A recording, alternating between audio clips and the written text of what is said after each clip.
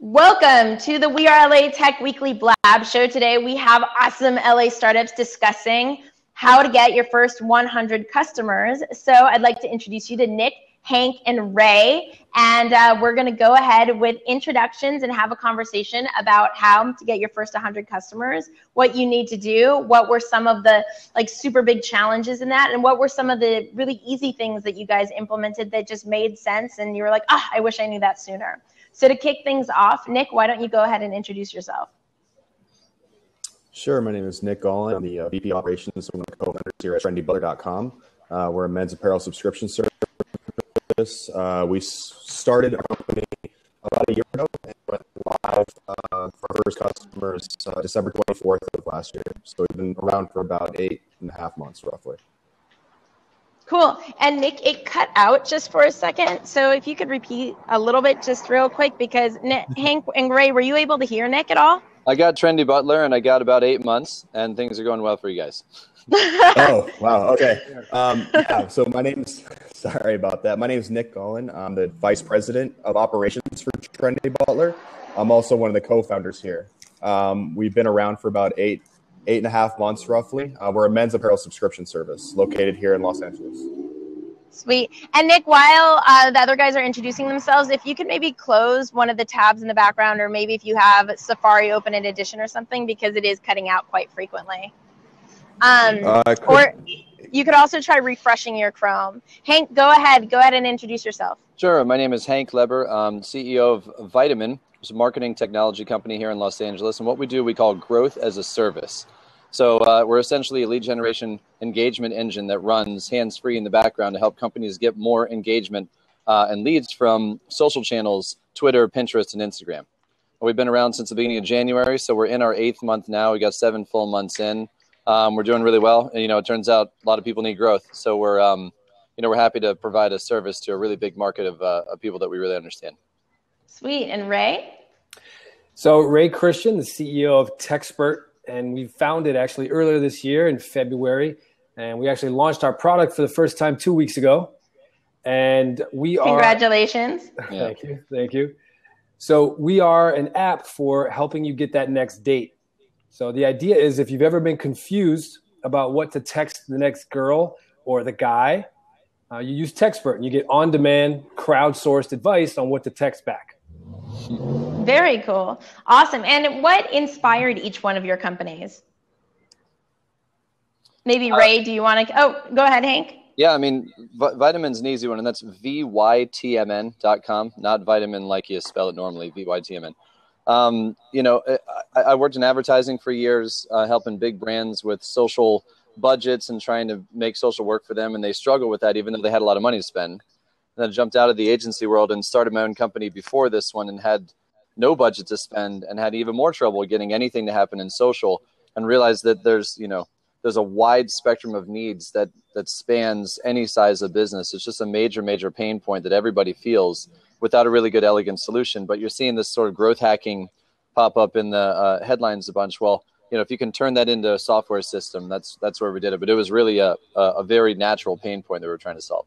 And Hank, for people who are listening and who want to check you out as we're talking, where can they go? Where can they go on Twitter or your website? So it's VYTMN, Vitamin. And it's vitamin.com, Twitter/Vitamin. We have the URL and the Twitter handle, and you can learn about us there.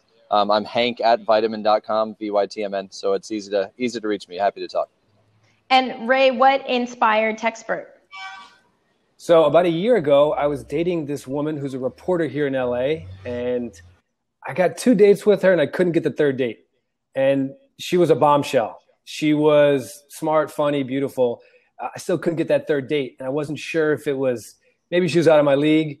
Maybe I was off my game. Who knows? But I would text her and I get a text back like 5 hours later. I text her again. I get a text back like 6 hours later. I'm like, man, this is going nowhere fast. Right. So one night I'm out with my little sister. She's beautiful. She's smart. She's been in LA for like 10 years. She's savvy with this kind of stuff. So I took my phone. I said, here, you text this girl. Carte blanche. Do what you want. So she starts texting and the girl responds back 5 minutes later. I was like, okay, interesting. And she does it again, and the girl responds back instantly this time. And I said, fine, one more time, text her one more time. So she texts her a final time, and the girl responds back, and she says, I want to see you tonight. My mind was blown, and I realized light bulb went off. I said, other people need this, and this is something that we can scale. And so Techspert was born. That's cool. And then how can people who want to cyber stalk you right now look you up, those people that are listening? Sure. So you can check us out on the web at techspertapp.co, and that's TEXTPERT.co. On Instagram, we are Techspert_app, and you can find us on Facebook as well. And maybe before we end today, you could give us one little tip on a text that really works. Done. Deal. Nick, where can people cyber stalk you while we're talking? People can follow us on Twitter at Trendy Butler, or on Instagram at Trendy_Butler, or online at www.trendybutler.com. Cool. And Nick, what inspired Trendy Butler? So me and one of my partners actually used to work for one of our competitors, which was 54 Clothing. I used to be the director of online operations over there, and he used to be a de facto CTO. And we saw a lot of problems with the system that we brought up to the CEO repeatedly. We just kind of didn't, jive well. So we kind of did the Lyft to Uber aspect, or say the DHL FedEx to UPS, and we kind of just deviated and created our own company. Very cool. And just a heads up that it's still a little scratchy on the Wi-Fi, just so you're aware. I closed everything. It's possible. We're doing system updates right now, so it's possible that just... No worries. So cool. Let's get into how you attract your first 100 customers. I mean, this is really exciting. Everybody that is an entrepreneur has a vision, and in order to have that proof of concept, the first thing they need is people paying for their product or signing up for their services or whatever it is. So let's get into it. Hank, since that's all your company does is growth hacking, let's start with you. One, how were you able to get your first customers? And then second is, and I'm hearing an echo. So are one of you not wearing headphones? Just making sure. We all are. Yeah. Okay. No worries. Okay. So Hank, how were you able to get your first customers? And then what are some of the tips that you've recommended to people? Yep. So ours is, we're probably cheating a little bit here on this because it's not rocket science. We're selling growth. It's something we knew a lot of people needed. What we wanted to do early on was get a couple of tests from people that were in our network that would let us kind of mess up a little and kind of feel it out as we went. So for the first month or so, we did kind of a bang up job and cobbled some things together. And once we got our initial tests out there, it really was just about, trying to, understand your target and really understand your target, where they're going to be and what they want. So for us, and again, probably an easier example, we sell growth. You go to any of these startup festivals, startup conventions, you've got 50 or 100 of them in the room. They're all pitching. Everybody needs what we do. So we went where the customers are, and it was great. It's like shooting fish in a barrel. Like everybody there needs what we do. So we'd buy a table at these conventions, Launch Conference, TechCrunch, Disrupt, whatever. And we literally just buy a table, put 2 at the table and 2 out in the field, and talk to everybody at the convention, get a bunch of cards. And from there, the sale wasn't that hard. But it was really important for us to find where our customers really are and make sure we're telling them about a product that they really do want. So we did all of that in the front end for a month. And so did you pay to go to these conferences or to get a booth at these conferences? Okay, yeah, we'll so you invested quite a bit of, 2K minimum, sometimes 5 or 10K, but we'll walk away with 10, 12 new customers that are each paying us $1,000 a month in recurring revenue. So it's a SaaS product that's kind of like managed services as SaaS. So the revenue, the ROI is no doubt was really easy for us. But we had to bet on the first one. We really had to take a gamble on that first convention. And how were you able to communicate your product market fit? Like, how did you guys explain how you're different from every single other marketing company out there?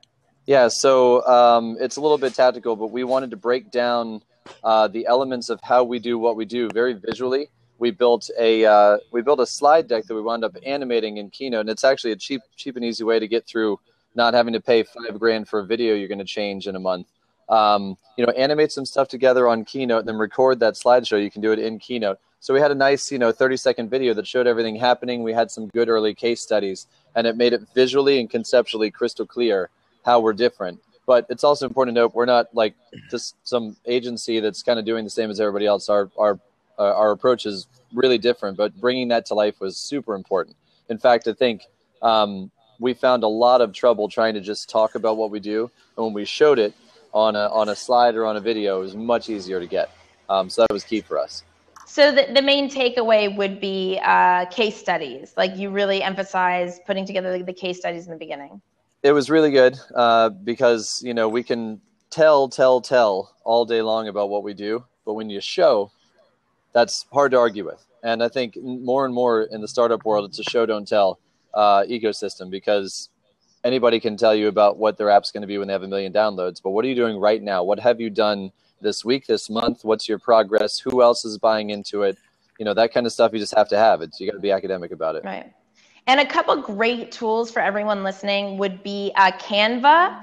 I think it's canva.com and SlideBean. If you're looking to create presentations and want to create case studies of your own that look beautiful, but you happen not to be a designer, Canva and SlideBean were really cool tools. How about you, Ray? Like, how were you able to get your first 100 customers? You just launched. So what are the motions that you're going through? Yeah, we're in the weeds right now. I think to kind of take a step back a little bit, the biggest thing for me was when I originally talked with a mentor and advisor as I was launching this, is he said, talk to people that are in a similar space and find out what they did. And because every space is a little bit different, and I've done that. And now I have an advisor list and mentors in this space, other CEOs, other VPs of marketing in the space. And I was able to pick their brain and develop relationships to get some of the best practices, which was very helpful. And I think that probably the biggest thing for the first 100, because we're a free service, they said that if you can't get your friends and family to download and use it for free, then you've got a big problem. Right. So that's what we did. So we targeted myself and my 2 other amazing co-founders. We targeted all of our friends and family. All 3 of us did heartfelt emails, kind of an email blast, if you will. We also did a Facebook blast. And then another thing I did, which was actually kind of instrumental in finding even my co-founders way back when, was I treated my text thread, which is kind of fitting since we're Techspert, but I never delete any texts. So I looked at my text thread and I texted just about everybody that I've texted with in the past year about Techspert and what we're doing. And I saved and I sent over the link to Techspert via text so they can easily click in and download. So this is about as organic as it can get. And thankfully, it's kind of a fun concept, and it's something people like to talk about, and they get to brag about it because the way it works is you get chosen if you were the best advice. So we probably reached about 50 to 60 people, but it doubled almost in a day just because people were telling their friends. Our friends were telling their friends. Right. Very cool. And Nick, can you hear us okay? I can hear you just fine, yeah. So yeah, Trendy Butler. How did you guys get your first? I mean, you guys got a bazillion customers. How did you do that? How many? What was it? How many Instagram followers did you get in such a short amount of time? Well, right now I believe we're at about 148,000 Instagram followers. And in what time did you get the majority of those? It's a steady growth. We've gotten the majority of those within the first 5 months. We got a lot of those customers via ad buying through influencer networks. Right. So what we will do is we'll target people that are actually influential to the people that we want to go after, and we do creative conceptual advertising with those people in order to get those customers in the door. Because we found that standard Facebook ads and stuff like that is awesome, but when you have you have an advert coming from somebody who you trust or somebody who you see as somebody who you want to be like, you're more likely to actually engage and purchase. And being at a $55 price point, it's a little hard to sell a service that's brand new. So what we did is, again, we did social influencers. We also made sure to do, obviously, what Ray said. We went out and talked to our friends and family, said, hey, we're no longer with 5-4. We think that this is a better service. We think that we're going to be able to offer you something that's going to be elongated. And word of mouth referrals have been really big. Friend tells a friend tells a friend tells a friend. and it's just been growing from there. Awesome. And how much would you say your ad spend is budgeted every month? I would say we probably spend about 200 or 300 a day. I'm going to guess, on average, we probably spend around 6,000 or 7,000, 10,000 roughly. So we have three different situations here. Nick, you guys have a amount of funding you're working with. Hank, did you have any amount of funding that you're working with? Yeah, we raised a little bit. We raised $300K. We were on our way into Y Combinator. They asked us to come in and interview, which was great. But before we went in, we said, well, if we get in, great. If we don't, we'd love to have an angel around just in case we need it there. Awesome. Yeah. Well, I'd also like to clarify. Yes. We're completely self-funded. We don't have investment capital. Oh, yeah. And sorry, thanks for clarifying it. I meant funded, but I didn't necessarily mean angel funded or VC funded. Yeah, no, we're self-funded. And Ray, are you guys working with any funding, or are you ramening it? We're bootstrapping. So I just quit my job about a month ago, and we're living the dream, trying to get traction, then we'll go to our round. Very cool. And I'm still hearing a bit of an echo. So Nick, do you have headphones in as well? Nick, do you have headphones in? I do, yeah. Okay, you do. We all do. Derek, can you check what the echo is about? That would be awesome. Cool. And then, so what were some of the biggest challenges you found in attracting the customers in the beginning? I think for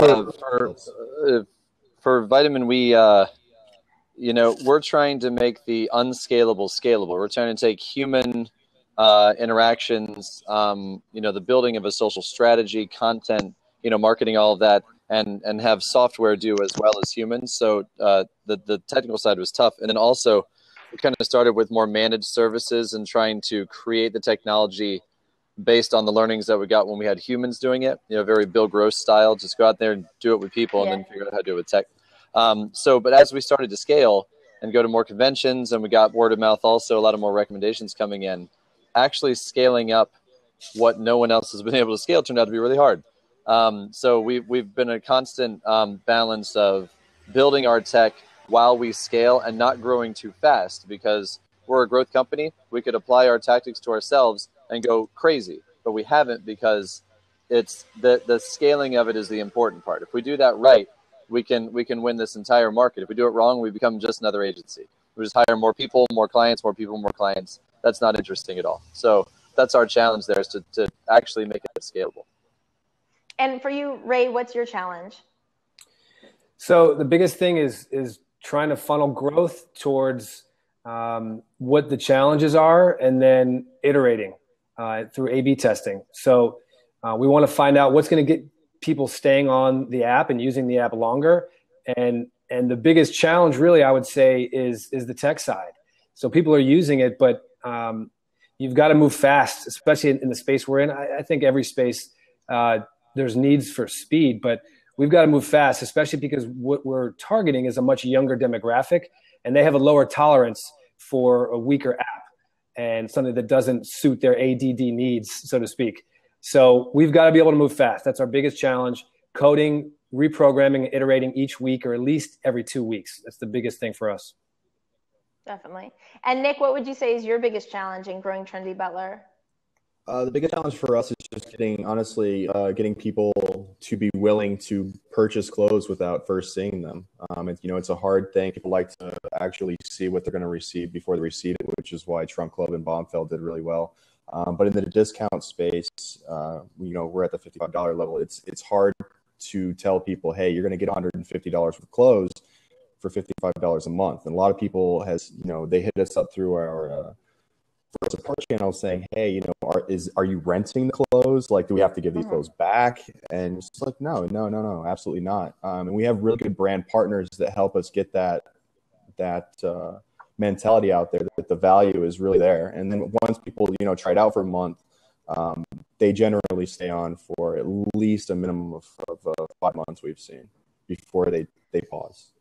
And that's important in really addressing the lifetime value of a customer and seeing, like, how do you make sure a customer stays a customer indefinitely, right? So, Exactly.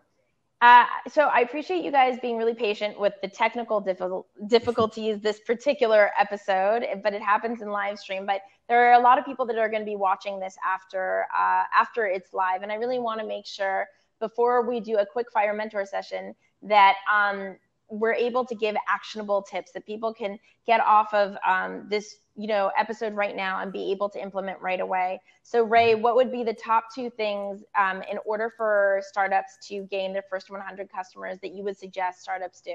2 actionable things people can, after they're done listening to this, they could start implementing.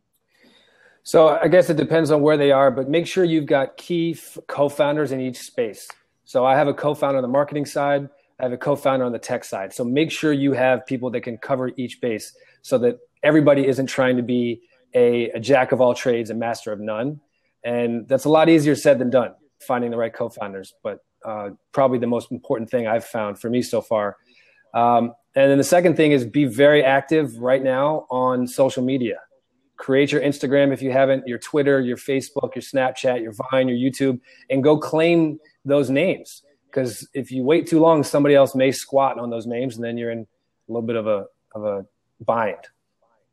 Awesome. Hank, what are your 2 actionable tips? The first one, and I did this myself, so I learned it from experience, is you really want to, there's a huge difference between making something and then trying to go sell it, or knowing what someone will buy, making that and selling it. Like, there's a big, big difference. And if you're trying to build a business, find something that people will buy, sell that, and build out from there. Because once you have revenue, you can do a whole lot more. It's way easier to raise money, or it's easier to have money and make your choices that way. Right. I think a lot of entrepreneurs go for the pie in the sky right out of the gate, which is pretty much a lottery ticket. And I did it. So now I'm not doing that now. And I think that growth is so much easier when you have something to grow instead of an idea that you're still just trying to catch. Although I really admire when people actually get that idea to catch. And the second piece is be as regimented as possible. If you're going out to, like, if you're trying to prove or disprove a theory, set up the parameters of it so that it's a test that has a pass or fail. If you're just out there like, oh, we're just going to learn about this, well, you'll always succeed at that. But you're not necessarily going to succeed at your business. So you need to set up, if we can't do this by this, or if we can't make this happen by this time, then it's a no. And we'll do everything we can to get there. And once you get there, then you can make a binary decision and do that over and over again. I mean, that's standard, Eric Ries lean startup, but really, like, sticking to it is hard, but it's totally worth it. Right. Nick, what are 2 actionable tips you'd give everyone? Definitely know your corporate message to your consumer. Obviously, you need to know what you're selling and how you're going to sell it to whoever you're selling to. Just coming out and saying, oh, we have this wonderful product is nice, but not having a message behind it or a real story behind it doesn't make it actionable. I think that you need to focus on what you want to get out of your business. You need to understand who your consumer is. You need to understand who you are, not just as a business owner, but how you fit into the realm of your technical field. And also be very animated, I would say, on social media. Make sure that you're always active. Social media, I mean, Ray brought it up. Social media is one of the most important things for new startups. Things like Instagress really helped us with getting our Instagram down. Instagress. Is that INSTAGRESS? That's correct. Instagress.com. Okay. And, automated things that take things out of your hands, such as, auto DMing people that follow you saying, hey, thanks for following us. Here's a discount code, or here's this, or here's that. I mean, people think it's cheesy, but it actually really works. And the customers really resonate with you for actually taking the time to message them, even if it's a robot that's doing it, for the DMs. It really makes your user base more trusting of your product. Definitely. And for WeAreLATech, we do a lot of things. The way we got our first paying customers was a lot of personal outreach, like an insane amount of non-scalable personal outreach. That's all I focus on all the time, whether it be via email or whether it be via literally a phone call, whether I'm totally not sleeping in order to have, 20 personal phone calls in a day, just a lot of personal outreach is, and then, you know, who doesn't want to be loved in the world? So when people feel like they're cared about, they already start to want to be associated with your brand. So before we do a quick fire, and I think what we're going to do, Sean, are you there? Are you listening in right now? So Sean created Blab, and I think it'd be neat since he is a master of growth hacking himself, because Blab quickly became this platform, and Ryan Hoover from Product Hunt has a show on Blab and has been talking about Blab. And then Sean has like Pitchcraft, where he has kind of a Shark Tank style weekly show of like different kind of startups that can pitch and, you know, have that Shark Tank kind of feel. So Sean, I'm going to ask you to jump in a second. Just give me the thumbs up that you're there. And then Ray, I'm gonna have everybody say bye to you real quick. But before they go, can you just say one more where to find Techspert, what it does, and how to say hello to you after this interview ends? Sure. So if you ever feel like you want text advice, then use Techspert. Or if you feel like you're a badass texter and you can give other people advice, then also use the app, because it's crowdsourced, so you can go on there and help others to give advice. So it's only for the iPhone for now. So you can check us out on the web at texpertapp.co. That's TEXTPERT.co. And check us out on Instagram at Techspert_app. And you can email me directly with questions at ray@textsavvyapp.com. And cool. Please join. And Ray, thanks again for being patient with the tech difficulties, and I appreciate you joining us today. And we'll sync up after. So I'm going to say bye to Ray for a second, and then I'm going to welcome Sean to join us. I thought it'd be great. Okay, so I'm pressing accept call, and that should work.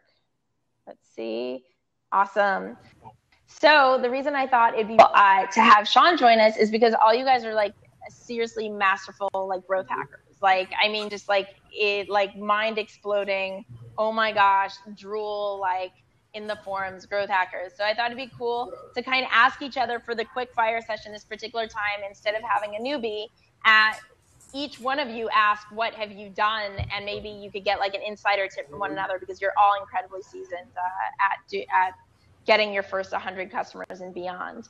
So, Sean, why don't you go ahead for the guys, talk about Blab and your background for a second. So I know everybody on Blab knows who you are, but sure. And thanks for jumping in with us. I thought that'd be great. No, this is cool. I mean, this is literally my job to use Blab. So I'll give you the 2-second kind of breakdown on what we do. So this place you see here behind me, you can't see much of it actually, but we have this incubator that was like our own incubator, meaning we had a team in place of 20 people, and we would dream up ideas, and we would build them, take it to market, and we all owned a piece of it. So it's basically like what you get to do after you sell your company, and you don't have to abide by any other investors anymore. You can have your own place.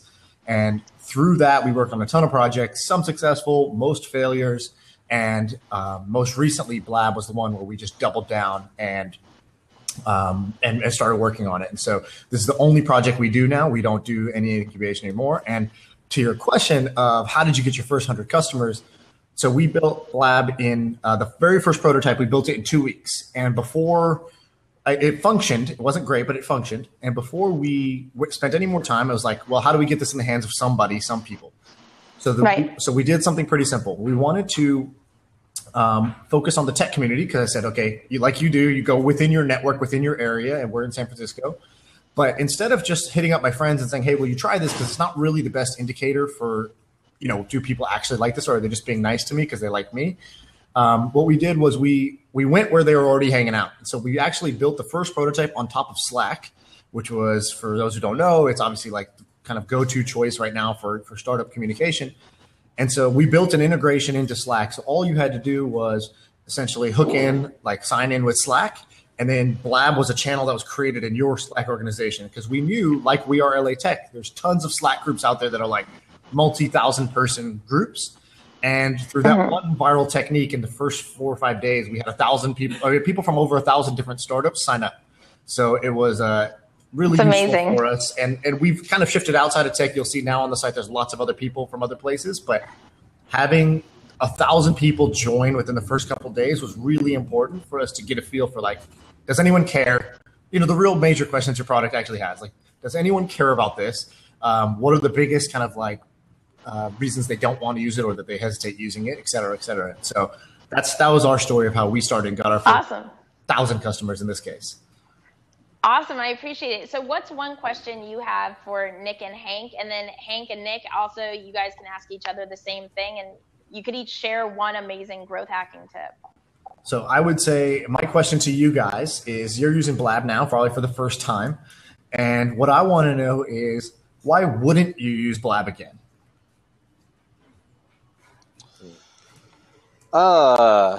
The easy answer is all of our people are in-house with us on the team in LA, so we wouldn't need it for internal team communications. But as far as a channel for learning more and actually hearing other conversations you wouldn't have been privy to, I think it's great. I think as a startup founder, it's about time. Like, what time of the day do you break off from being the CEO to go watch Blab stuff? I think that's probably harder to do than it seems. And I would say back to you, communicating that value prop and having feature blabs and stuff like that. I'm sure you guys are doing that. Be really important, because I wouldn't want to get 30 minutes in and go, God, come on. That, right. That kind of thing. Totally. It's all about time and value, perceived value. That's it. Cool. So this is the first time. Yeah, this is the first time I've used Blab. I don't know if necessarily we would use it for our business, only because we're not tech centric. We're more fashion centric. But as an overall platform, I think it's great to learn from.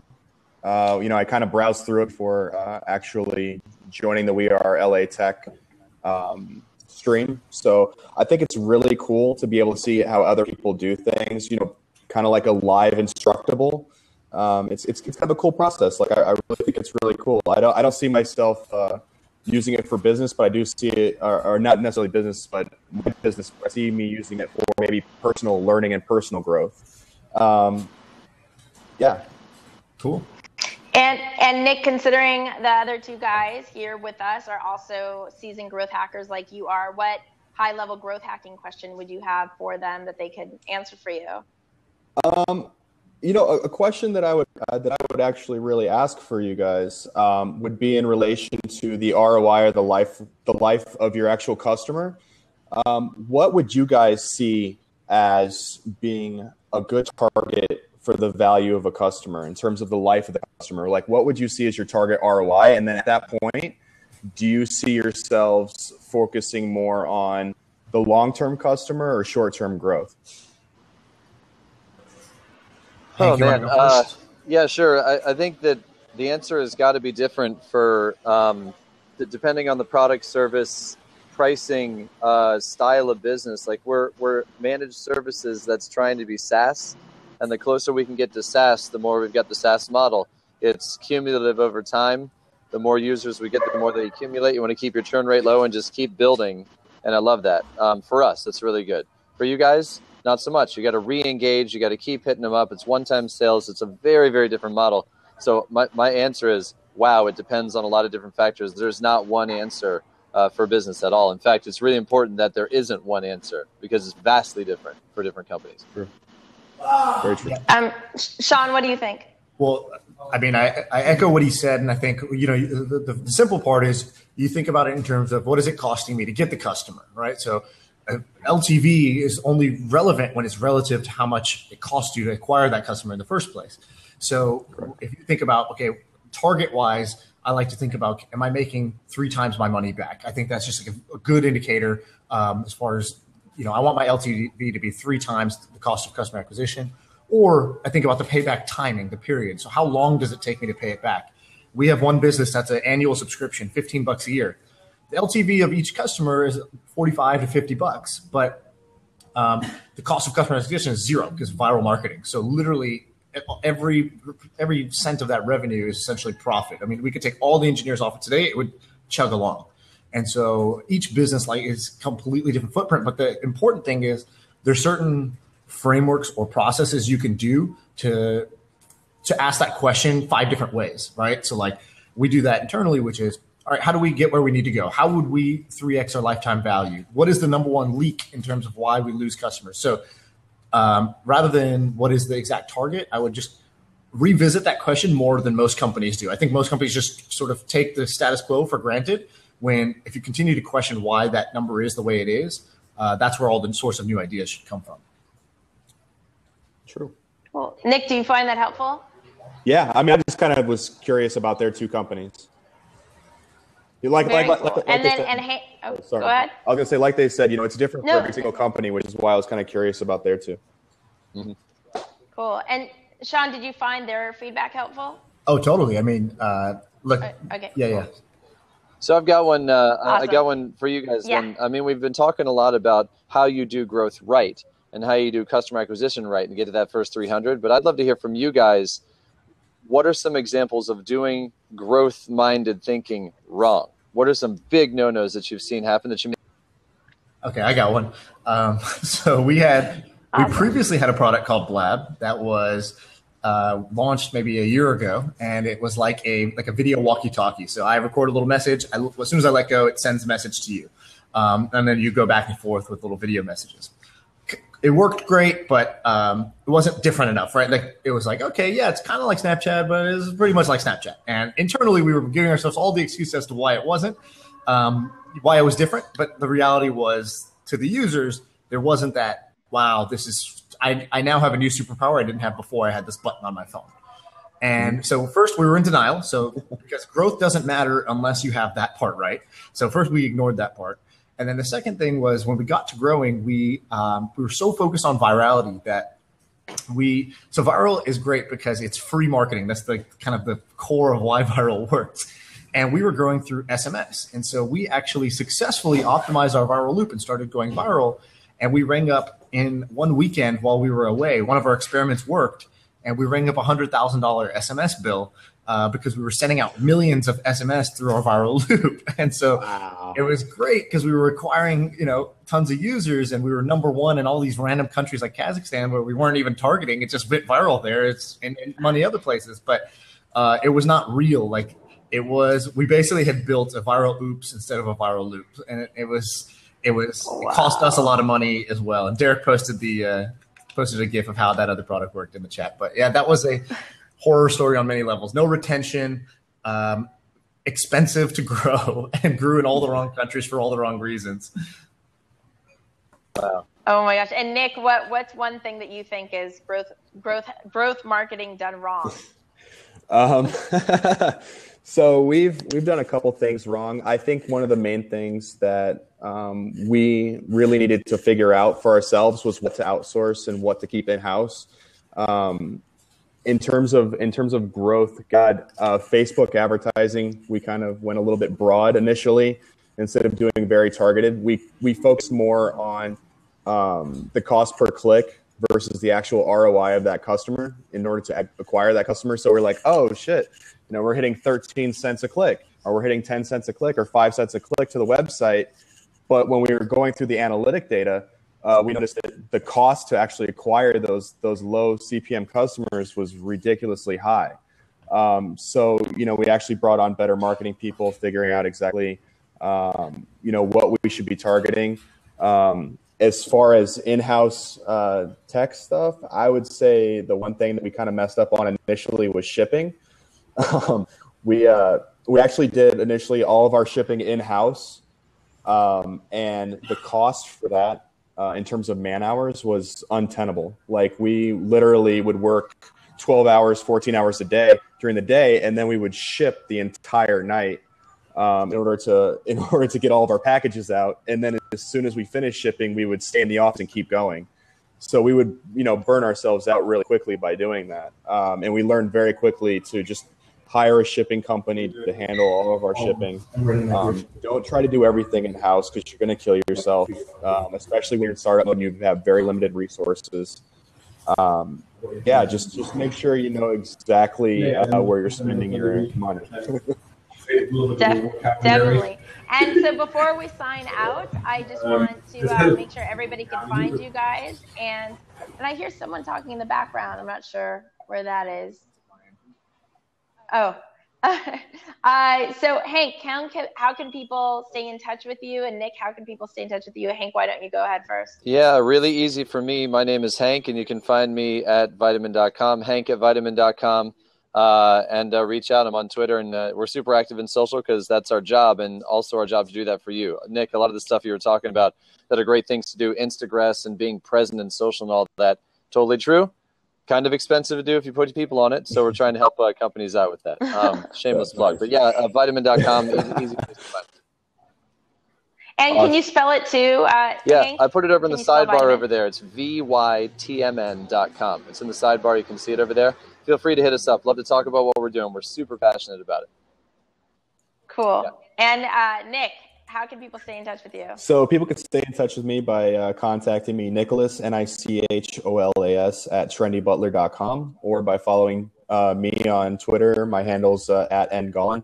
Or if you want to follow Trendy Butler alternatively, it's Twitter, Trendy Butler, Instagram, Trendy_Butler, or our website is www.trendybutler.com. And I'll put the link into the chat. Awesome. And I just really wanted to thank you guys. I really respect your work so much. I mean, Nick's one of my favorite growth hackers ever. And Hank just blows my mind every time he gives a talk, like at any event. And respect Sean so much for creating Blab and being such a leader from the heart. Like he really is trying to build a sincere community here. And this will potentially be a WeAreLATech podcast episode as well, which is why I wanted to make sure that we had all the audio tidbits like spelling vitamin and everything. So thank you so much for taking the time. And we'll be back next week with another topic to discuss with LA startups. But for now, peace out. Thanks, guys. Bye, everybody. It. Thank you. Great. Bye-bye. Bye.